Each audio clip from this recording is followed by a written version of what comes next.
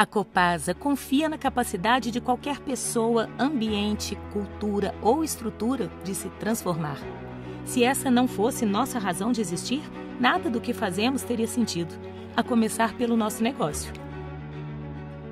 A missão de uma empresa de saneamento básico já é por si só a transformação da água de um rio em água potável, de esgoto em tratamento, de uma estrutura em rede em qualidade de vida, saúde e dignidade. E é por acreditar na mudança que a gente transforma os lugares por onde passa, trazendo conforto, eficiência e dignidade para a rotina de tudo que é vivo. Sendo uma empresa de saneamento que nasce no estado mais criativo do Brasil, essa missão ainda transborda, virando propósito e identificação. Nascida em Minas, onde tanto recurso se tornou riqueza e onde a mistura de estilos é um retrato de muitos Brasis em ebulição, essa capacidade de juntar, acolher e imaginar fundou nosso jeito de fazer as coisas. Nossa busca pela novidade é uma prática inabalável, porque a cada dia e a todo segundo ela segue o seu fluxo permanente, silencioso, propositado. Ninguém vê. Mas por debaixo de toda cidade que vibra, existe um mundo de água em metamorfose. E se tem movimento, pode ter certeza, aqui tem Copasa.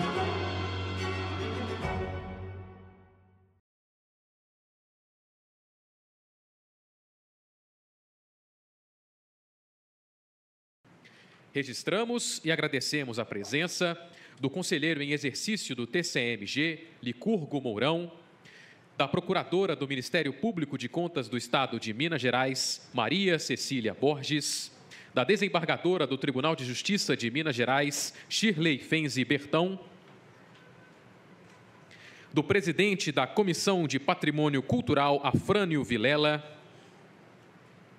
da prefeita de Pavão, Jane Carla, Rubens Júlio, gestor de Patrimônio Cultural de Rio Piracicaba, do vereador de Contagem, José Antônio, da secretária de Cultura de Belo Vale, Grazi e equipe,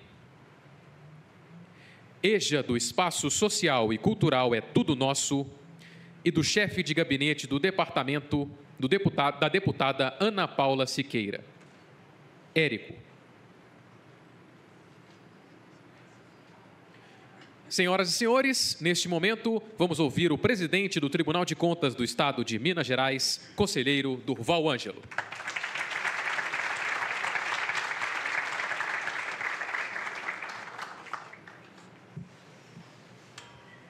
Uma noite encantada, muito encantada, para receber Conceição Evaristo na terceira edição do Sempre o Papo, na parceria com o nosso amigo Afonso, com a Copasa, com a Lei Rouanet e com tantas outras pessoas.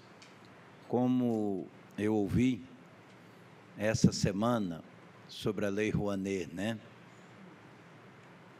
Alguém disse, como pode fazer alguém entender, compreender a Lei Rouanet, se ainda não compreendeu a Lei Áurea, né? Então, isso é muito importante. É a Lei Rouanet, é a Copasa junto com a gente. Mas, numa noite que a gente começa, pela primeira vez, o mês da consciência negra aqui no tribunal, eu gostaria de ler Vandré. Me pediram para deixar de lado toda tristeza, para só trazer alegrias e não falar de pobreza. E mais, prometeram que se eu cantasse feliz, agradava com certeza. Eu que não posso enganar, misturo tudo que vivo, canto sem competidor, partindo da natureza do lugar onde nasci. Faço versos com clareza, a rima, belo e tristeza. Não separo dor de amor. Deixo claro que a firmeza do meu canto vem da certeza que tenho de que o poder que cresce sobre a pobreza e faz dos fracos riquezas foi o que me fez cantador. Eu acho que nada melhor de começarmos com 3 ações, o mês da consciência negra no tribunal. Primeiro, aquela exposição bonita lá fora, Faces, do Aguinaldo Canuto. Eu, recentemente, estive no restaurante da Tina. Tá aí. Comida deliciosa aqui no Morro da Pedra, num projeto nosso de boa vizinhança, que a gente tem que ser bom vizinho. E lá eu vi as obras maravilhosas do Aguinaldo Canuto. Artista múltiplo, compositor, cantador, pintor, e que aprendeu a fazer escultura na construção civil, trabalhando como pedreiro. É esse poder que Geraldo Vandré fala que nasce da pobreza. E aqui nós também tivemos, Canuto, o coral afro, Vozes de Caxambu, lá de Rio Piracicaba. Está aqui o secretário de Cultura, Rubem Júlio, com mais 2 secretárias, com essas vozes maravilhosas do quilombo daquela cidade, quilombo de Caxambu. Mostra como o canto tem poder, tem encantos, tem beleza e empodera quem canta. Essas crianças, esses jovens do quilombo demonstraram isso aqui muito bem, com alguns mais experientes no meio. E agora nós vamos ter Conceição Evaristo falando do seu último livro maravilhoso, Canção para Ninar Menino Grande. Uma beleza, um poema de amor, um poema de fé na vida, Mas eu gostaria de anunciar, Afonso, que esse mês vai ser muito especial. O tribunal, está aqui o nosso conselheiro, Licurgo Mourão, a nossa procuradora de contas, Cecília, né? A Shirley, a Ana Paula Cacheta. No dia 10 e 11, o tribunal está sediando com várias entidades um seminário internacional de reparações, com várias entidades. É uma parceria conjunta. E a nossa vice-presidente da Colômbia estará aqui, né? Frância Marques vai estar conosco discutindo. Eu e Titane assistimos um vídeo de empoderamento e da luta das mulheres da Colômbia, onde ela parece novinha, né? E maravilhoso esse vídeo. Assistimos no Festival de Cinema Afro, lá em Juiz de Fora. Dia 13/11, nós vamos ter aqui um primeiro ato interreligioso. Aqui tem uma capela interreligiosa no tribunal, que geralmente só acontece ato católico. Aqui nós vamos ter um rabino, um imã muçulmano, vamos ter representantes das religiões afros e um bispo católico. Então, vai ser o primeiro ato que esse espaço, cenáculo, vai ser ocupado de forma interreligiosa. É importante isso. Dia 17/11, vamos ter uma roda de conversa, Caminhos da Consciência. Dia 17/11, uma palestra com o professor Eric Galm, dos Estados Unidos, que ele vem falar sobre os sons do congado. Tá? E no dia 25/11, nós vamos ter uma roda de conversa e lançamento. O tribunal vai lançar diretrizes da diversidade e da inclusão no TCE-MG, as diretrizes de trabalho. E mesmo no dia 25/11, a gente volta com o Canuto, o Aguinaldo Canuto. Nós vamos vamos realizar oficinas de arte e o lançamento do catálogo Face, esse que vocês vão ver aí. Nós estamos lançando um livro, um catálogo sobre o trabalho do Canuto. Então, gente, é com alegria que a gente recebe cada um de vocês, um espaço diferente que o tribunal está se tornando, O tribunal tem que ser o Tribunal da Cidadania, o Tribunal dos Direitos Humanos, o Tribunal das Políticas Públicas, o Tribunal da Cultura. E o agradecimento ao Fernando Pazaglio, presidente da Copasa, que entendeu desde o início, né, Afonso, e está conosco nessa caminhada. E agradecer esse imbatível, incansável, místico e tão bem relacionado. É a pessoa, é o campeão de relações no mundo inteiro que eu conheço, que é o Afonso Borges. Obrigado, Afonso.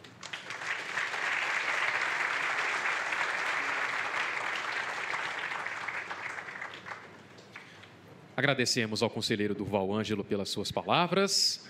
E dando início à conversa sobre o tema Educação, Afeto e Escola, convidamos ao palco a escritora Conceição Evaristo.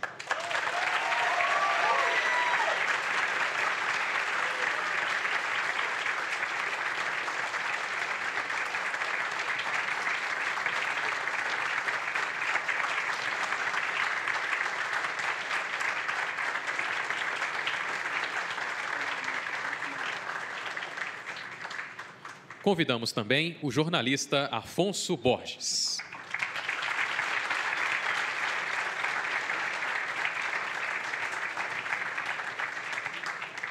Após o Sempre um Papo, daremos início à sessão de autógrafos. Solicitamos que permaneçam em seus assentos e aguardem serem chamados ao palco.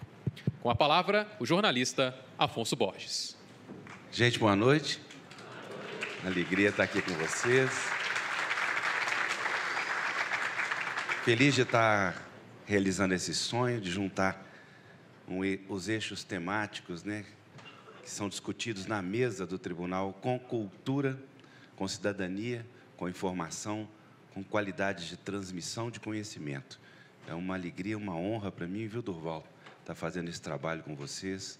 Agradecer a Copasa pela sensibilidade em patrocinar via Lei Rouanet essa série de atividades. Você esqueceu de falar, dia 10 de dezembro. Estaremos aqui com Ailton Krenak, viu? Estejam presentes. Ailton vai falar sobre o livro de João das Neves e sobre a questão da justiça climática e territórios, também um eixo temático aqui. Bem, eu faço isso há 40 anos, gente, vocês sabem disso. E eu acho que eu tenho que ter, como diz no interior, a melosquência de saber ser substituído. E como o tema é educação, eu queria convidar a educadora, professora e escritora Luana Tolentino para tomar o meu lugar, por favor.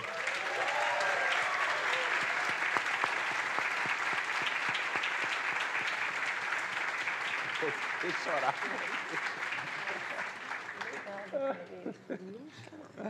Bom de rir. Ela foi ler o prêmio da redação lá no FLI Itabira, e a gente chora muito lá na hora de entregar, porque as crianças todas, né, Conceição?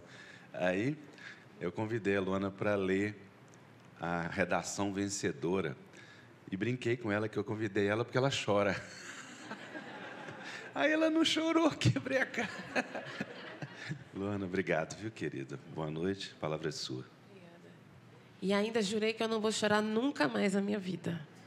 Está decidido. Pessoal, boa noite. É um prazer, é um privilégio estar aqui ao lado de Conceição Evaristo. E, como o Afonso falou, eu estive lá no FLI Itabira e aí me emocionei muito porque mediei uma mesa com a Conceição. Então, para evitar, porque foi uma confusão, eu decidi que eu vou fingir que eu não a conheço, que eu nunca vi Conceição. Então, aí eu acho que eu vou organizar melhor, né? Porque não é fácil, não é qualquer coisa estar aqui nesse lugar, ao lado dessa escritora tão grandiosa, que nos honra, que nos enche de orgulho de sermos mineiros e brasileiros. Então, para começar essa noite tão especial, esse auditório cheio, depois, né, dessa apresentação belíssima, é importante falar. O Sempre um Papo, TCE Cultural, uma realização do Tribunal de Contas do Estado de Minas Gerais, em parceria com a Copasa, via Lei Rouanet, do Ministério da Cultura. Inaugura um novo modelo de diálogo público no país. O projeto propõe transformar os temas técnicos de fiscalização e controle em debates culturais acessíveis, mediados pela literatura, pela arte e pela escuta cidadã. Uma forma inédita de aproximar a gestão pública da sociedade, unindo conhecimento técnico, sensibilidade e participação social. O projeto vai contar ainda com Conceição Evaristo hoje e Ailton Krenak, dia 10/12, encontros que unem palavra literária e consciência pública, abordando temas como garantia de direitos, educação e justiça climática. Para o presidente do TCMG, Durval Ângelo, esta é uma nova etapa na trajetória do tribunal, que celebra 90 anos com uma visão ampliada de sua missão. A parceria com a Copasa reforça o compromisso com a sustentabilidade, a educação e o diálogo social, mostrando que é possível fazer controle externo também pela cultura, pela palavra e pelo encontro. Eu imagino que muita gente já conheça a Conceição Evaristo, mas eu vou apresentá-la, apresentar a mini bio, porque o currículo é muito extenso, é muito prêmio, é muito livro, é muito tudo. Vou fazer isso num gesto que me enche de orgulho. Nascida em Belo Horizonte, Conceição Evaristo é escritora, ensaísta e professora. Doutora em literatura comparada pela Federal Fluminense, é autora de obras premiadas e traduzidas para diversos idiomas. Sua literatura, marcada pelo conceito de escrevivência, inscreve no centro do discurso literário as vozes historicamente silenciadas, reafirmando a transformação e a justiça social. Conceição Evaristo é doutora honoris causa pela Universidade Federal do Espírito Santo e, em 2025, tornou-se doutora honoris causa pelo FMG. Agora, uma coisa que eu falei, eu não saio de lá sem dar essa notícia. É também enredo da Escola de Samba Império Serrano, a escola de Arlindo Cruz.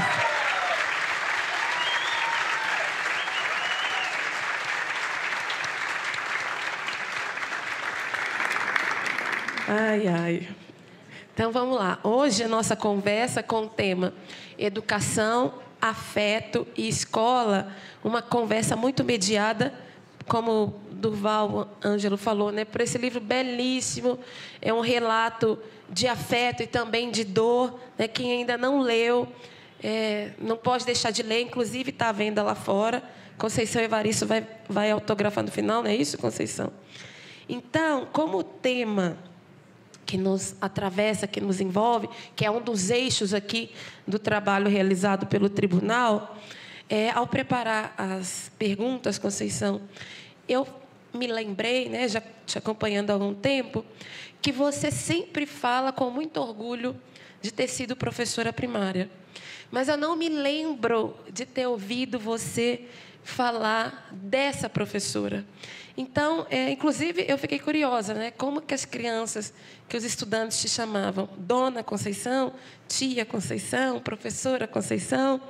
Enfim, eu queria que você trouxesse um pouco dessa experiência de professora que antecede, eu acho, né, a profissão de escritora.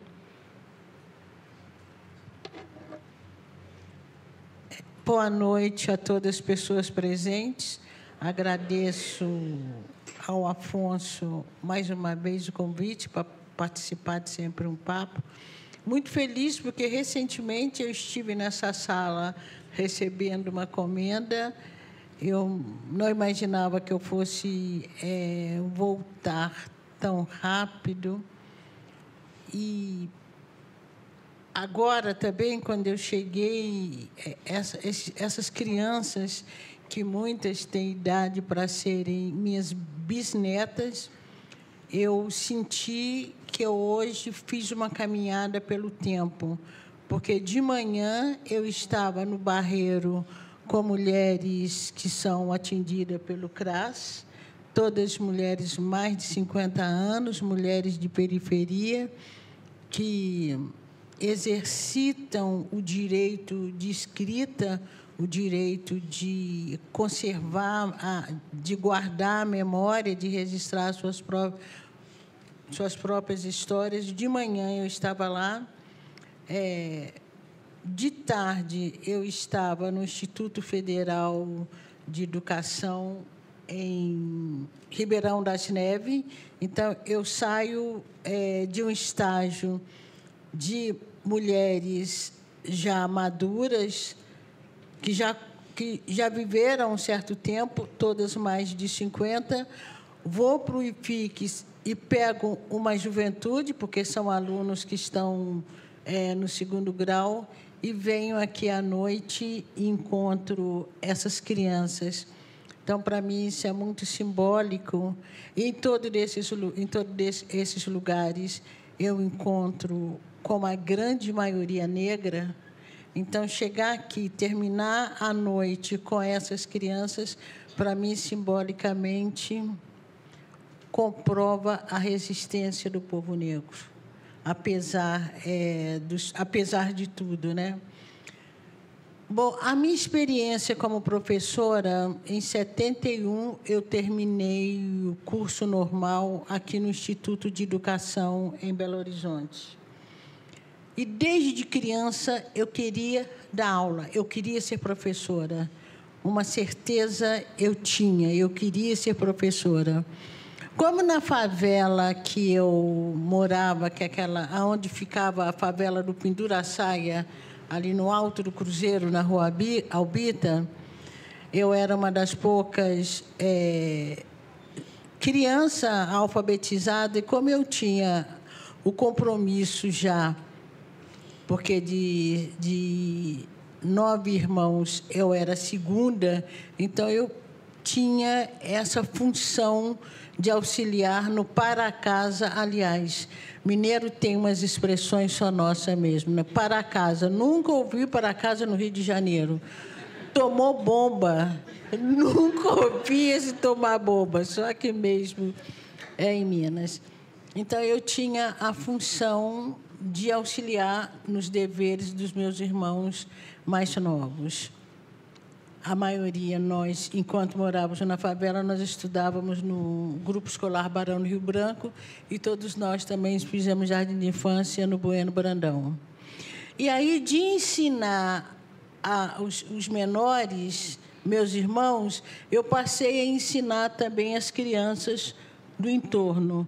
Então, montava uma banquetazinha debaixo do pé de mangueira, ora debaixo do pé de abacate, e ali eu começava a fazer o que eu mais gostava e gosto na vida, que é ensinar e dar aula. Aí fiz meu normal aqui em 71, não tinha concurso para professores aqui em Belo Horizonte. Para conseguir dar aula, você dependia de indicações.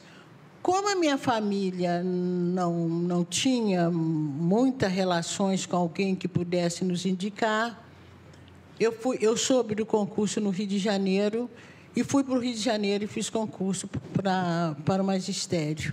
E também conseguiu, também no momento que a gente estava sendo mandado embora da favela, eu tinha terminado o curso normal, para uma família negra, pobre, da favela do Penduraçaia, a esperança, inclusive econômica, estava em mim. Então, eu fui para o Rio de Janeiro e fiz o magistério, fiz o concurso. Era o antigo estado da Guanabara.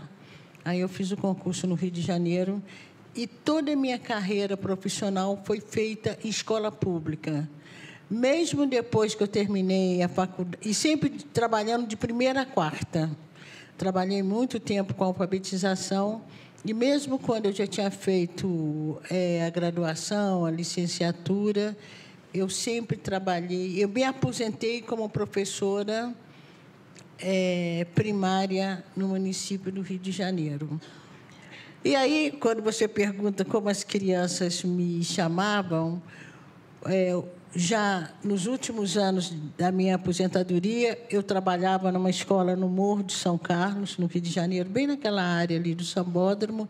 Eu era um tipo de professora orientadora, a gente já trabalhava com textos literários para as crianças. Naquele momento, as crianças me chamavam de vó. Nem eu já tinha um pouco de cabelo branco, né? Nem era tia, mas não, era avó. Mas todo esse período, né, sempre houve aqueles que chamavam... Também teve aqueles que chamavam de professora, porque uma coisa também acontecia assim, quando o aluno vai chegando para a adolescência, ele não gosta muito de chamar de tia, não, né? Ele prefere chamar ou dona fulana, ou então professora. E depois, quando eu continuo trabalhando já no curso superior, é lógico que é prof, né? Sem sombra de dúvida, eu começo a minha profissão é professora, mas a escrita sempre esteve presente, sempre criando histórias, criando texto, a escrita. Mas só que a escrita vai acontecer em termos de publicação muito mais tarde, né? Eu esqueci de falar, tá? Luana, que prazer imenso estar aqui com você. Só não vale chorar, você prometeu, né? Se ela começa a falar assim, é claro que eu vou chorar. Obrigada.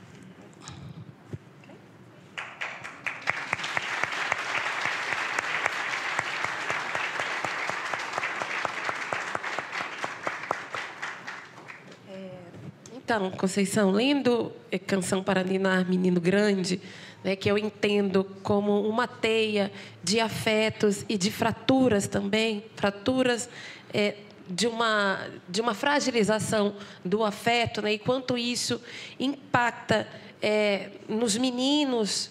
E eu acho muito especial você trazer a questão dos meninos, do homem para a sua literatura, do homem negro, porque entendo que é um tema pouco discutido, pouco falado na literatura ainda, e traz, né, essa questão de, muitas vezes, de uma solidão, de uma lacuna afetiva das mulheres negras.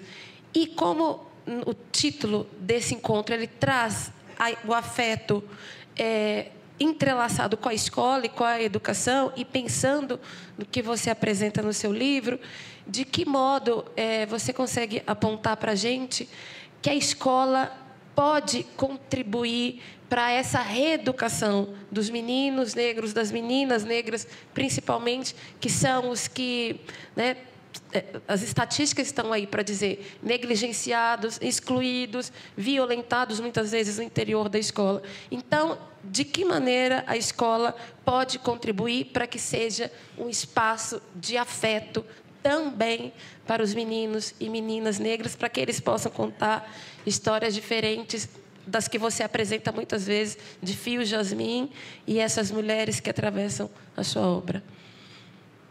Olha, os meus anos de educação, ao me colocar diretamente com o aluno e também nessa relação com a escola, nessa relação com colegas de trabalho, na relação com a diretoria, na relação com os órgãos que são responsáveis, né, por fazer uma política de educação, como a Secretaria de Educação. Trabalhei também muito tempo em implantação de CIEP, já dentro da Secretaria de Educação, também na Secretaria de Cultura.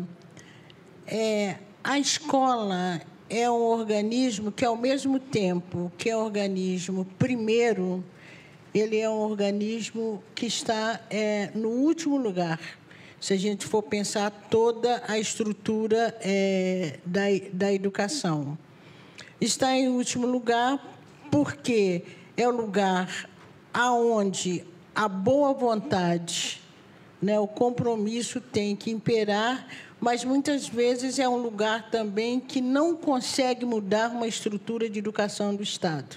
Então, eu acho que a educação ela não pode funcionar só dentro de sala de aula, porque fica uma carga de responsabilidade imensa para o professor.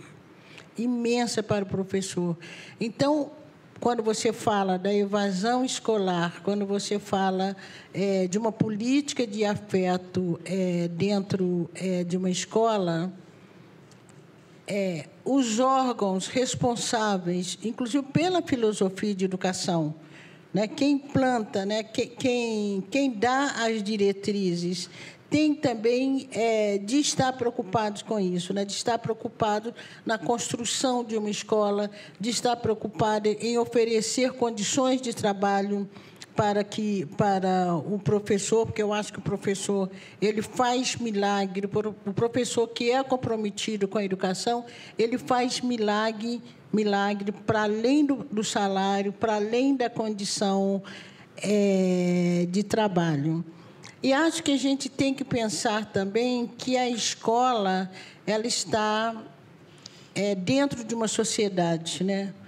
E estando dentro de uma sociedade, ela tem os aspectos positivos e os aspectos negativos da sociedade. Uma cidade, e aí talvez não seja bom falar isso, porque a gente relembra do que está acontecendo no Rio de Janeiro. Um estado violento, uma cidade violenta, isso vai também sobrar para a educação. E, no caso da criança negra, nós sabemos muito bem que um dos primeiros lugares que a criança toma conhecimento da sua diferença é na escola. Né? A escola costuma ser um lugar de não afetividade para as crianças negras, para as crianças pobres, para as crianças gay, porque hoje também a gente tem que ter bastante coragem, bastante sinceridade para pensar, quando a gente fala da diversidade, dentro da escola a diversidade acontece na prática. E quando chega na responsabilidade do professor, não é que a gente pensa a educação como missão. Não é isso. Missão tem um ar de sacrifício. A gente pensa a educação como compromisso.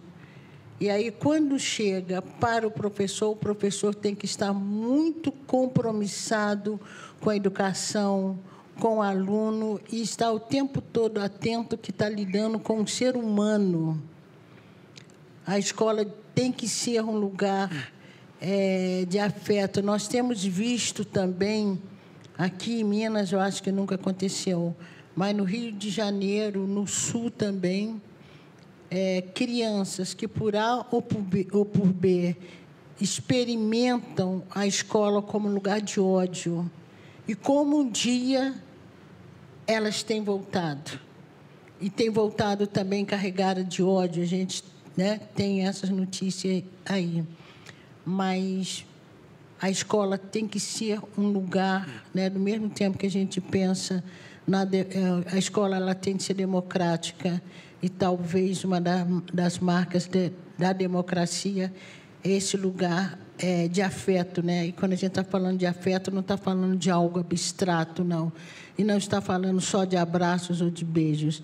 A gente está falando de um lugar onde todos se sintam bem, onde todos se sintam tão em casa, essa casa que também é a escola.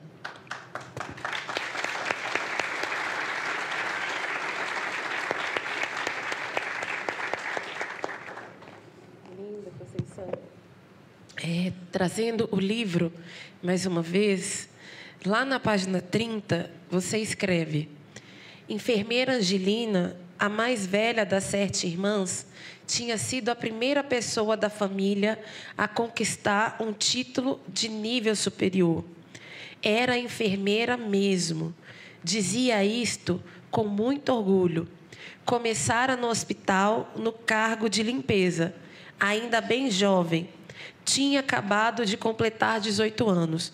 Então, acompanhando o seu trabalho, indo a espaços em que você, né, fala, lança livro, eu acho que é muito nítido que há várias Angelinas te assistindo, te prestigiando, né, tendo você como essa referência. Você que já tem essa caminhada longa, como que você se sente, como você percebe, né, essa que eu gosto de chamar de uma revolução até, né? Essas primeiras Angelinas são fruto da política de cotas, da expansão do ensino superior. Então, como que é para você ter a sua obra circulando, sendo estudada, assim, de uma maneira como um furacão, assim, por essas Angelinas, por essas jovens, né, homens e mulheres que são a primeira da sua família a conquistar o diploma de ensino superior? Certo. Eu só quero voltar ao personagem do livro, né, o Fio Jasmim, falando de escola. A grande decepção de Fio Jasmim, e ele passa mais ou menos por cima, ele nunca para pensar essa dor. As mulheres que falam, a narradora que fala de Fio Jasmim, que fala... Fio Jasmim é um menino negro e ele se candidata a ser o príncipe. E a professora não aceita. Coloca um menino branco. O príncipe era um menino branco. Fio Jasmim passa a vida toda buscando forma de suplantar essa dor. E, volta e meia, isso volta no texto, né? Fio Jasmim não conseguiu ser o rei na escola, ou o príncipe, não sei, porque era esse menino negro. Bom, quando eu vejo várias Angelinas, mulheres de classes populares, mulheres negras, mulheres pobres, e que são as primeiras a conseguir um curso superior e que olham para a minha vida, eu fico feliz, Luana. Outro dia eu estava dizendo, né? Eu fico cheia de mitideza, eu fico numa mitideza só. Mas, mais do que isso, deixando a brincadeira de lado, eu acho que cada pessoa negra que consegue se distinguir na sociedade brasileira, que consegue romper com determinadas interdições, e muitos de nós somos a primeira. A minha geração é uma geração que eu fui a primeira mulher negra a fazer um curso superior e coisa e tal.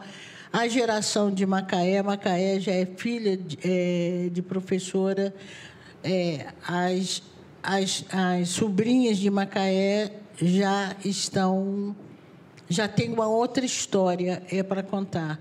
Mas as mulheres da minha geração, normalmente, nós somos as primeiras.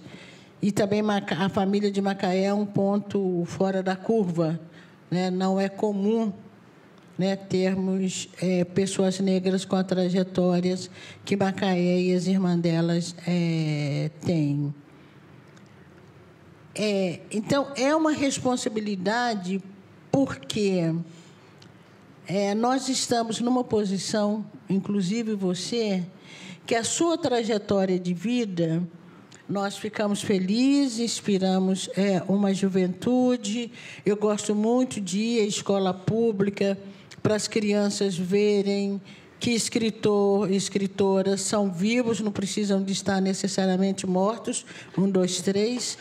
A gente combinamos de não morrer. Então, é muito exemplar, né? Eu sou de uma geração que eu não conheci, quer dizer, já adulta, eu conheci Adão Ventura, né? Mas, né, e o próprio Catarino, pai de Macaé, que era poeta também.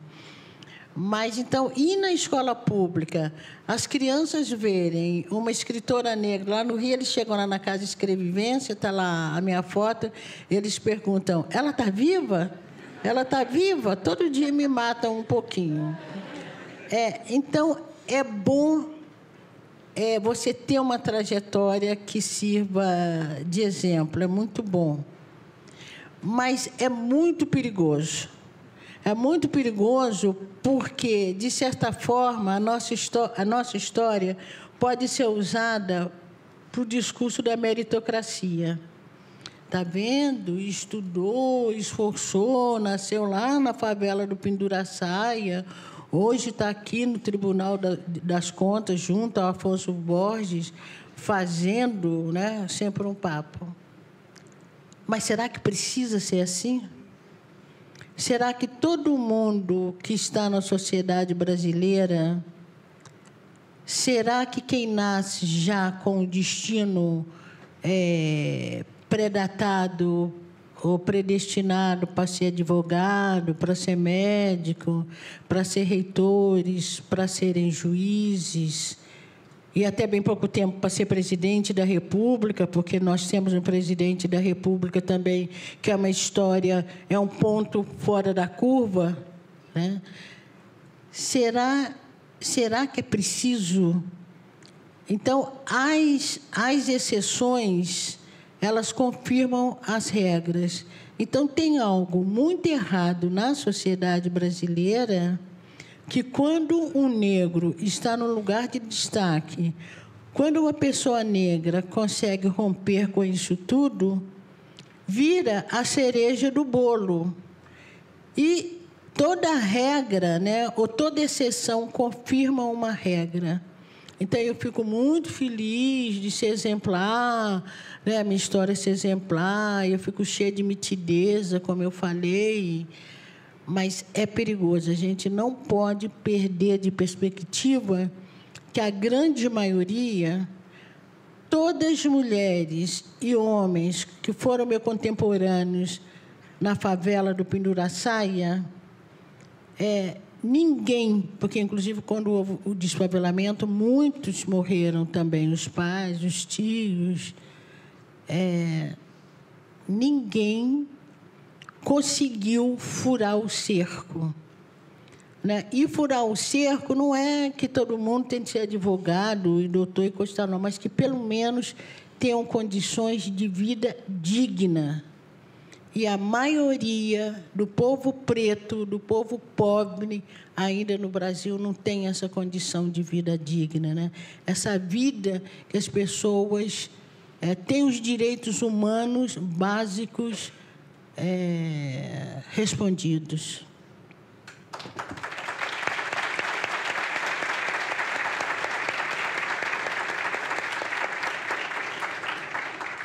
Conceição, você falou que gosta de ir na escola pública, essa coisa da criança, né? Eu gosto muito quando a Viola Davis fala que nós precisamos de espelhos nos quais nossa imagem seja refletida de forma positiva.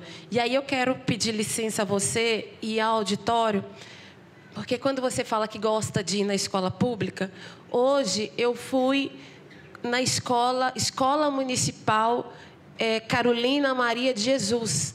É a escola que fica no bairro Goiânia, né? É um bairro que tem um índice elevado de vulnerabilidade social. E fui nessa escola para conhecer a sala Luana Tolentino. Obrigada. Então, a professora responsável por esse trabalho bonito, né, que tem educado os estudantes para essa relação que a gente está sonhando aqui, de afeto, de reconhecimento mútuo, é a Luciana Cassimiro, e está aqui. Eu gostaria de pedir uma salva de palmas para ela. Levanta, Luciana. Levanta.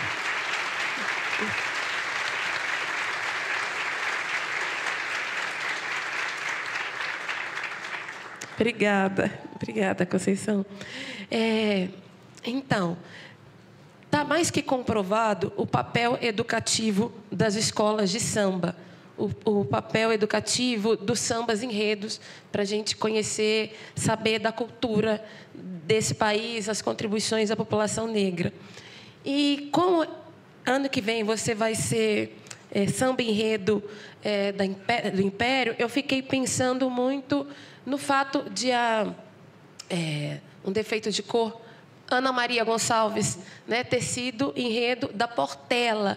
E isso virou assim um vendaval de venda de um defeito de cor esgotado. Então, eu tenho acompanhado, você está indo nos eventos de divulgação do samba. Então, como que é ser enredo dessa escola de samba tão tradicional, uma das escolas mais tradicionais do país, né? Como que é para você pensar na sua obra sendo contada por uma escola de samba e o que você assim, o que você prevê com isso, né? Você por quase 1 hora sendo cantada por aquela escola, por aqueles carros alegóricos, pela comunidade de Madureira.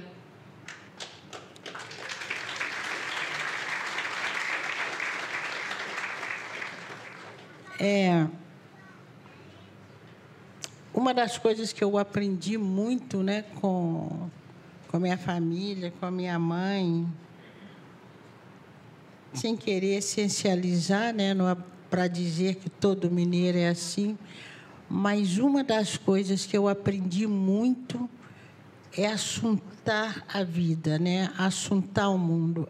Amo esse termo, assuntar. Eu acho que é um termo que ele diz muito mais do que quando a gente diz observar, pesquisar, né? A pesquisa, né? Você está assuntando um assunto, né? E quando eu chego na escola de samba e eu fico assuntando a escola de samba, é um espaço que há muitas mulheres, né? O dinamismo da escola de samba passa também e muito pelas mulheres. A cozinha da escola de samba, né? E a Império Serrano é famosa também por uma feijoada, a feijoada da escola de samba. Então, as mulheres estão muito presentes nas escolas de samba. Mas os homens estão muito presentes também. Estão muito presentes no lugar da ordem, né? No lugar do mando. A maioria, a gente conta escolas de samba em que a presidência é dada a uma mulher. E aí eu fico olhando a alegria, né? O entusiasmo dos sambistas. E eu fico olhando muito isso através de Fio Jasmim, porque você vê homens com uma alegria intensa, cantando, dançando. E aí eu fico perguntando muito de que matéria são feitos esses homens. Porque são homens que estão ali cantando, estão dançando, estão felizes. Olhando de fora, assuntando de fora, parece uma quase inocência. E a gente sabe que não é. Então, misturando, né, esse espaço do samba com o espaço da literatura, com a condição dos homens negros, uma coisa que eu escrevo muito colocando as mulheres no centro da cena.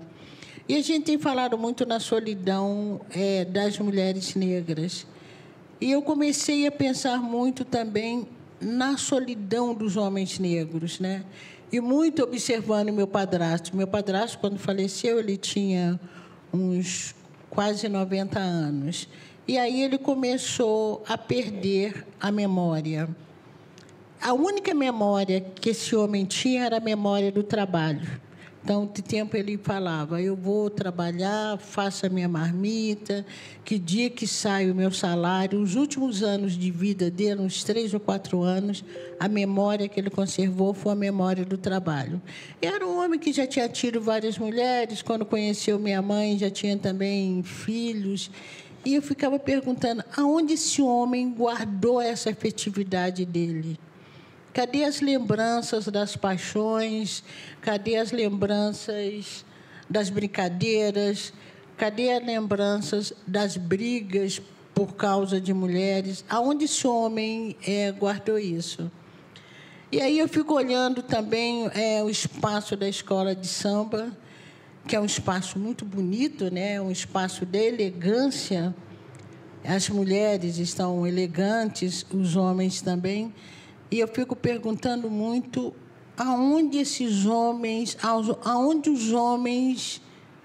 guardam o espaço da dor. Porque nós, mulheres, a gente fala uma com as outras, né? E os homens? Por que os homens não falam? E aí eu quis fazer fio jasmim, e na escola de samba a gente vai encontrar uma porção de fio jasmim, né? Homens que têm 3, 4 mulheres, que têm filhos, ora eles cuidam, outra hora eles não cuidam, né? Homens que estão prontos para o lazer, né? Para o samba, mas eu fico olhando o que tem ali, né? E o espaço da escola de samba, as letras de escola de samba, tem hora que me dá vontade de voltar para a sala de aula. Gente, uma salva de palmas à ministra Macaé Evaristo.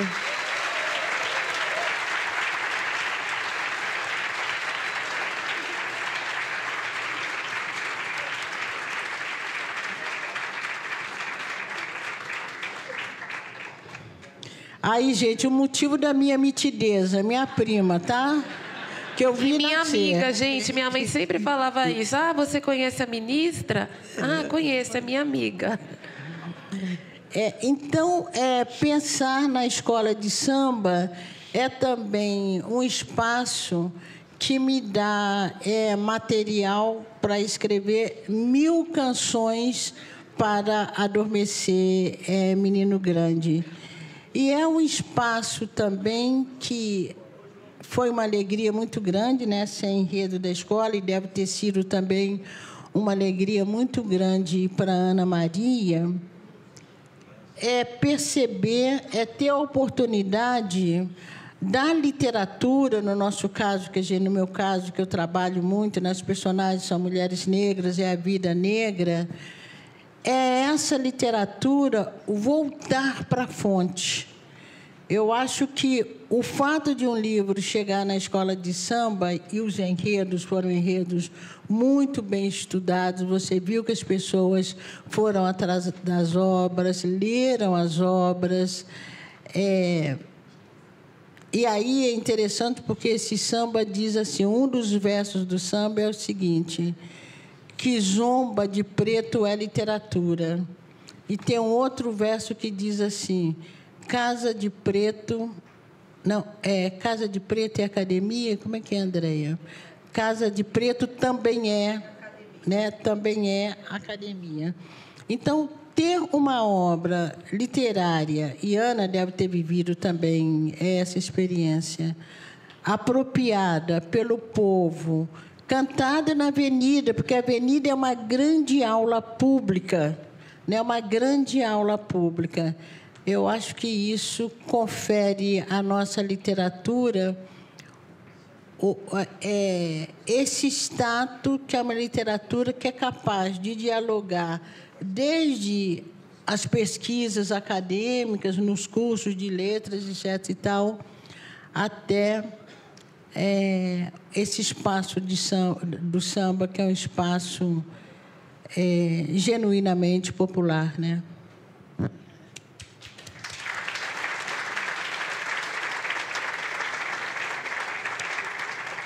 E, Conceição, eu prometo porque é uma curiosidade. E o coração? Como que fica? Bom, eu estou cheia de palpitação, né? Viu, Afonso? A palpitação é taquicardia mesmo. Pelo amor de Deus, se tiver algum cardiologista aí, não me diga que isso é grave, hein? Não me diga. Isso é só emoção, pronto, acabou. Uma pessoa de 79 anos, né? De repente, o coração, às vezes, tem uma taquicardia, porque são muitas as emoções, né? São muitas as emoções. Mas eu fico para além da taquicardia, o coração fica feliz e fica grata, muito grata à vida, né? Porque poder escrever, ter uma obra divulgada, ter uma obra apropriada, como eu falei, desde o espaço acadêmico ao espaço da escola de samba,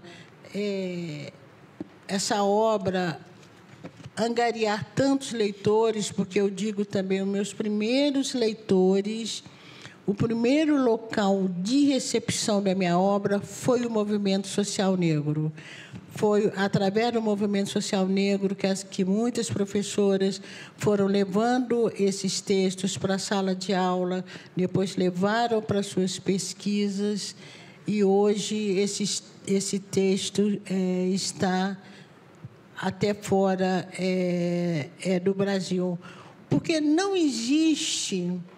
Eu acho muita pretensão de um escritor ou de uma escritora de falar: eu não importo com o público, tanto faz me ler como não faz.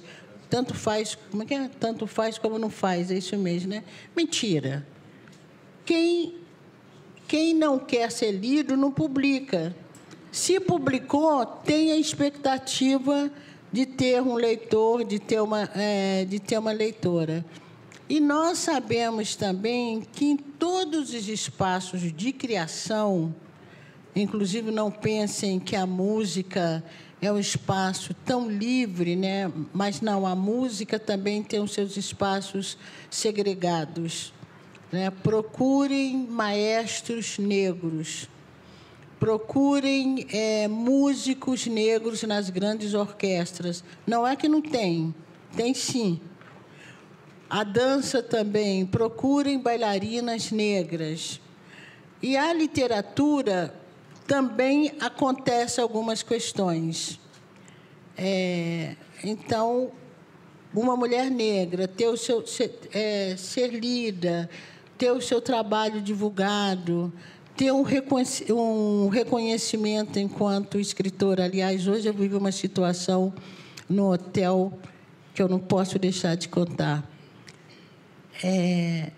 Uma pessoa que trabalha no hotel muito dada, estava conversando com todo mundo, aí vem conversar comigo e diz assim: como aqui o melhor pão de queijo de Minas Gerais? Estava realmente gostoso.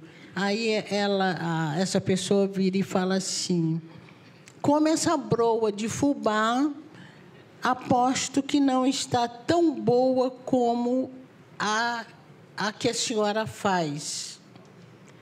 Aí eu falei: eu não sei fazer broa. Ele falou: não. Eu falei: não, eu não tenho competência da cozinha, a minha competência é outra, a competência da escrita. Porque olhar para uma mulher negra tem uma sutileza tão grande. Por que eu tenho que saber fazer broa, gente?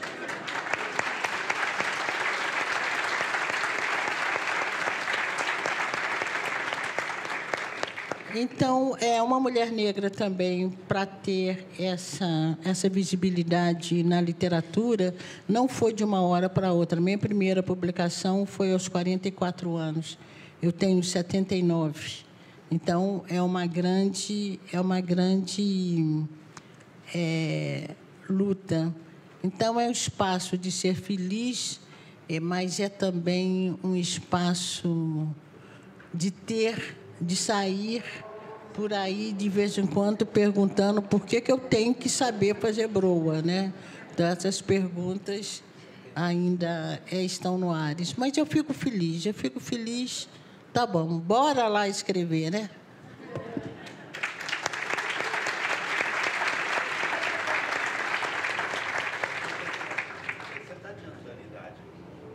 Não, vou fazer no final do mês, 79. Estou quase. Não, agora não. Não canta com antecedência, não, porque também não é legal, não. Azar? Vamos ficar alegre, coisa e tal, mas vamos deixar para cantar no dia 29 de novembro. Tá? 29 de novembro. Tá bom. Então, Conceição, acho que já caminhando para o final, né, Afonso? Nós estamos às vésperas do dia 20 de novembro, Dia da Consciência Negra. E você que tem essa trajetória longa de tantas lutas, né, participou ativamente do movimento social negro, que balanço que você faz nesse 20 de novembro da condição da população negra, dos avanços? Que reflexão que você faz nesse 20 de 2025? Aí a gente volta, né? Que balanço eu faço, Luana? Eu acho que nós temos tendência, eu acho que o artista tem tendência, professor tem tendência, determinados políticos têm essa tendência de acreditar que o mundo é possível, né? De acreditar em mudanças, de batalhar por mudanças, por se comprometer por mudanças. E eu acho que o espaço da arte, o espaço da literatura é um espaço também em que a gente desenvolve uma utopia. Então, eu acho que a gente não pode deixar de ser utópicos e não pode deixar de pensar que 20 de novembro tem mudado, né? Inclusive, as reflexões que de primeiro em escola acontecia muito. 20 de novembro, então, é coisa de preto. Aí a professora preta era chamada para fazer alguma coisa, como se a questão do racismo na educação tivesse de ser pensado e solucionado pelas pessoas pretas, como se o professor branco não tivesse nada a ver com o assunto, o diretor e órgãos, e secretaria, coisa e tal. Então, mudou. Eu acho que hoje tem uma participação, um entendimento maior da questão racial no Brasil. Eu acho que essa casa, né, quando ela assume também esse 20 de novembro, é porque essa casa também está entendendo que pensar um lugar onde se pensa contas, né, de um Estado é um lugar que deve também e precisa também pensar justiça. Talvez o sinal demais nessas contas pensadas aqui, vigiadas aqui, organizadas aqui, esse sinal demais seria justamente um sinal de justiça. Então, eu acho que há uma tendência na sociedade brasileira, brancos, negros, indígenas que estão aí também nas suas lutas, a própria consequência positiva das ações afirmativas. Então, nós podemos dizer que houve um avanço, sim, para pensar a questão racial na sociedade brasileira. Houve um avanço, sim, nas oportunidades oferecidas às pessoas negras, e não oferecidas como dádivas, mas oferecidas como direito. Então, qualquer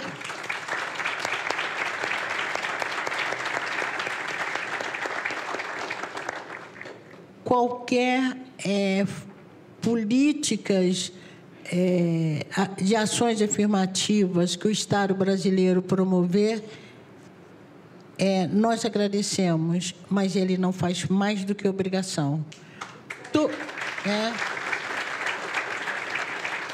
Sem querer ser ingrata, mas não faz mais que obrigação. Então, houve um avanço, sim, nessas pautas que a sociedade brasileira precisa resolver urgentemente. Mas, ao mesmo tempo que há um avanço, nós vivemos em constante estado de perigo. Eu acho que esse avanço também está relacionado com a segurança da democracia. E nós sabemos que a democracia viveu, e queira Deus que não viva mais esse estado de perigo. Mas, apesar desses avanços, a gente não pode deixar de dizer que vidas negras importam. Eu não quero descer em detalhes, mas o Brasil, o Estado do Rio de Janeiro, né, a governança do Rio de Janeiro criou mais uma dívida para a população negra. Isso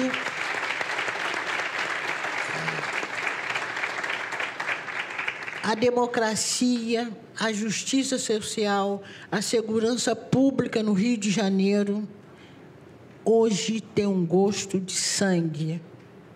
E acho que tem esses avanços, mas tem esse retrocesso que compromete não só o Estado do Rio de Janeiro, mas compromete o Brasil. Então, tem muitos avanços que ainda precisam de dar.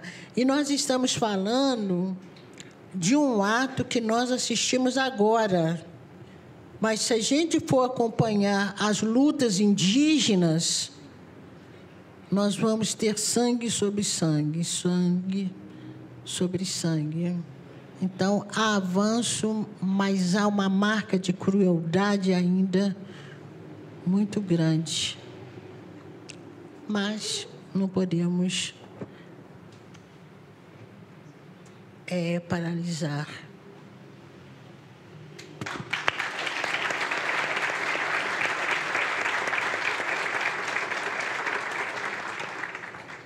Então, pessoal, com essa fala, né, tão forte, tão tocante da Conceição, eu encerro essa mesa, mais uma vez, muito lisonjeada, muito grata pela oportunidade de estar com você e sem chorar.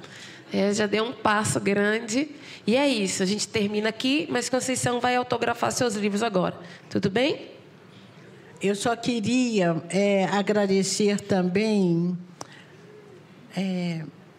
ao Durval ter trazido a lembrança de Vandré, né? Porque Vandré marca, né? Vandré marcou a nossa juventude, né? Vandré foi um farol na nossa luta e todos nós lamentamos, mas entendemos também como uma sociedade é capaz de nos silenciar, né?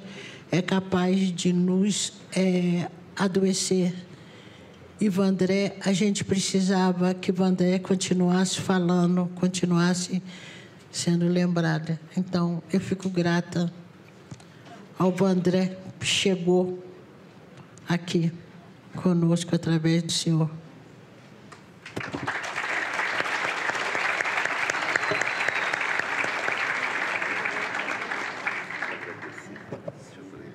Quero agradecer ao Hermes Araújo o seu trabalho. Muito obrigado, Hermes.